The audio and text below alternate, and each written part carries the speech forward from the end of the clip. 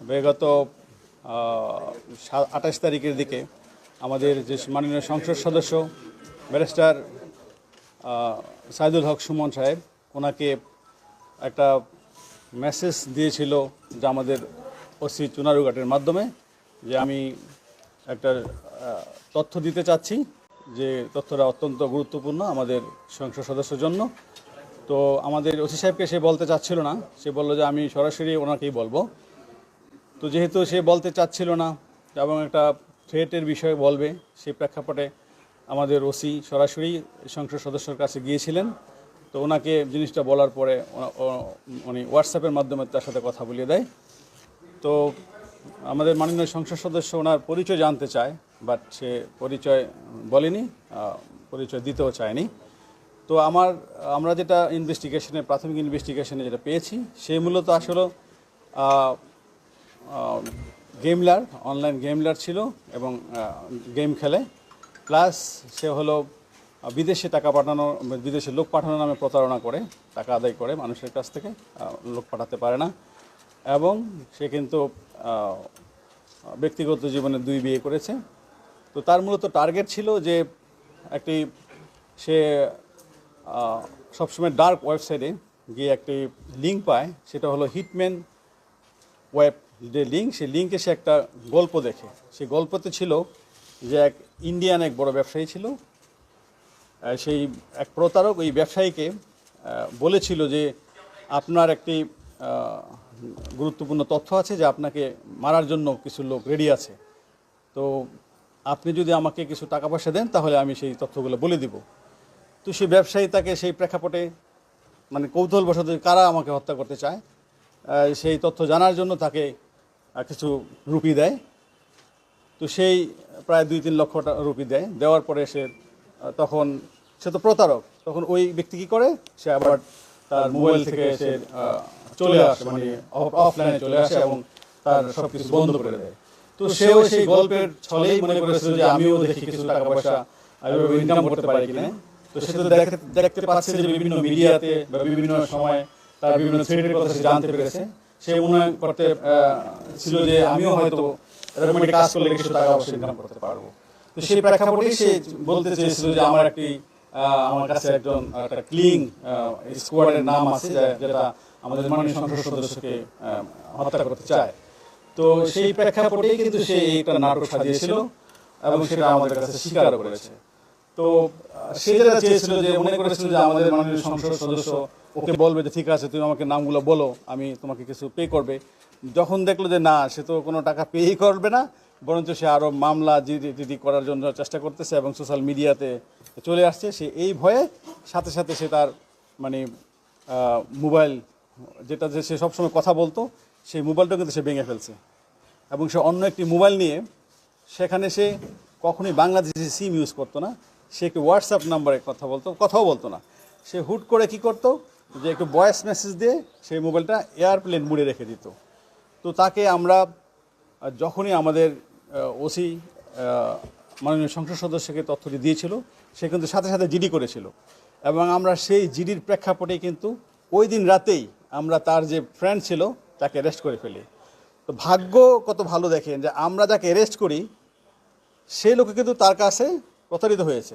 সে তাকে 1,80,000 টাকা দিয়েছিল, বাট পরে জানলাম 1,30,000 টাকা দিয়েছে, 2,30,000 টাকা দিয়েছে। বাট সে যখন তার কাছে টাকাটা নেয় ওই ব্যক্তির কাছ থেকে, তো ওই ব্যক্তি তাকে বিশ্বাস করতে পারতেছিল না। তো বললো আমি আপনাকে কীভাবে টাকা দেবো, আপনি যদি না পাঠান বিদেশ। তখন সে বিরক্ত হয়ে তার যে পার্সোনাল পাসপোর্ট, সে পাসপোর্ট দিয়ে বলছে ঠিক আছে আপনি আমাদের পাসপোর্টটাই রাখেন, কারণ তার টাকার প্রয়োজন ছিল প্রচুর। সে পাসপোর্ট দিয়ে তার কাছে টাকাটা নিয়ে নেয়। তো আমরা তাকে যে তার বন্ধু, তাকে মূলত ধরি তাকে ধরার জন্যই। তো ভাগ্য বলে আমরা তার কাছে কিন্তু ওই দিনই পাসপোর্টটা পেয়ে যাই এবং পাসপোর্টে যে এনআইডি ছিল, আমরা এনআইডি কপি টিপিসব নিয়ে আমরা কিন্তু তার বহির্গমন ওই দিনই কিন্তু বন্ধ করে দিই এবং আমরা সমস্ত জায়গায় ল্যান্ড এবং সিপোর্টে আমরা চিঠি দিয়ে দিই। যার প্রেক্ষাপটে পরে আমরা তাকে ধরার জন্য বিভিন্ন জায়গায় অভিযান চালাই। আমরা প্রথমে জানতে পারি সে আমাদের সেই তথ্য প্রযুক্তির মাধ্যমে যে সে চিটাগাঙে ছিল, আমরা চিটাগাং টিম পাঠাই।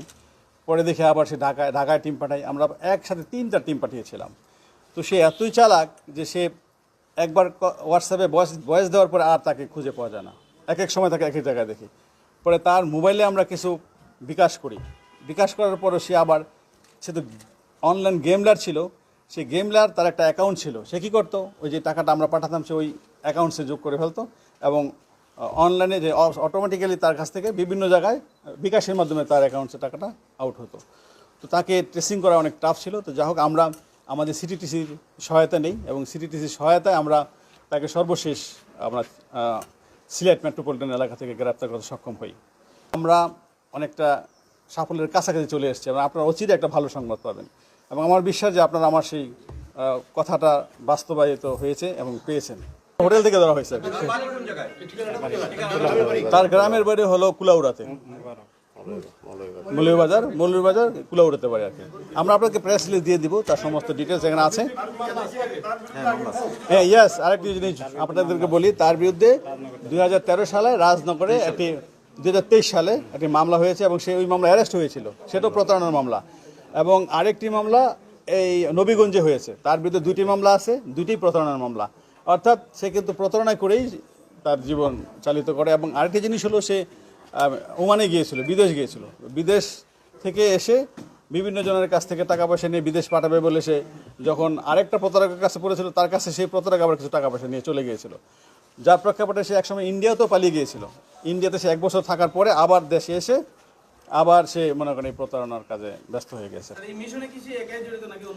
আসলে এটা তো কোনো ক্লিক মিশনই না, তারপরও আমরা মানে সেটা প্রতারণার মিশনে সে একাই তাকে না, ওই বন্ধু কিন্তু তার কাছে প্রতারক, সে কিন্তু আমাদেরকে হেল্প করেছে তাকে ধরার ক্ষেত্রে। হ্যাঁ, সে ভুক্তভোগী, সে নিজেও ভুক্তভোগী। আমরা তার বিরুদ্ধে মামলা নিচ্ছি এবং আমরা তাকে রিমান্ডে আনবো। রিমান্ডে আনার পরে আরও যদি কিছু থাকে, আমরা জিনিসটা কিন্তু খুব সিনসিয়ারলি নিয়েছি। সেটাই আমরা কিন্তু অনেক মানে তার যে কথাবার্তা আমরা তো বুঝতেছি যে কোন অ্যাঙ্গেলে কীভাবে বলতেছে। একটা কিলিং স্কোয়াড কিন্তু অন্যরকম জিনিস, সেটা কিন্তু আমরা বুঝি। তারপরে আমরা কিন্তু কোনো কিছুই মানে আমরা করতেছি না, হালকাভাবে নিচ্ছি না, আমরা গভীরভাবে তদন্ত করব এবং তাকে আবার রিমান্ডে নিয়ে আসবো। আরও কিছু তথ্য আমরা যদি জানতে পারি আপনাদেরকে জানাবো। আমরা তদন্ত সাপেক্ষে তার বিরুদ্ধে যেই সব এভিডেন্স পাই সে আলোকে একটা মামলা হবে। তার বিরুদ্ধে 2টা মামলা অলরেডি আছে। তাকে আপাতত আমরা আমাদের যে নবীগঞ্জে একটা মামলা আছে, ওই মামলা থেকে অ্যারেস্ট করব এবং তার বিরুদ্ধে আমাদের চুনারুঘাটার একটা মামলা হবে, সেই মামলায় তাকে আমরা প্রবৃত্তি একটা প্রতারণার কৌশল। আমি মানে সে জাস্ট একটা কিছু টাকা ইনকাম করার জন্য সেই পলিসিটা নিয়েছিল আর কি, বাট সে ভাবতে পারে না যে এই পলিসি নিলে তার যে এরকম একটা অবস্থা হবে। আমি বলি, সে এমপি মহোদয়ের নাম্বার প্লাস তার পার্সোনাল যে সহকারী তার নাম্বার তার কাছে ছিল না। আমাদের নাম্বারগুলো কিন্তু অনলাইনে পাওয়া যায়।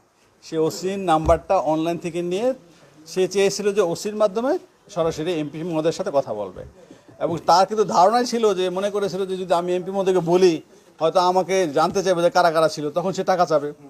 তো টাকা চাইলেই সে হয়তো নামগুলো বলবে না, আর নাম তো বলার কেউ নেই। তো সে চেয়েছিল যে কিছু টাকা ইনকাম করা এবং টাকা যখন পাবে তখন হয়তো সে ওই নাম্বারটাই ব্লক করে দিত, নাম্বারটা ইউজ করতো না। জাস্ট একটা প্রতারণার একটা ফাঁদ পেতেছিল আর কি।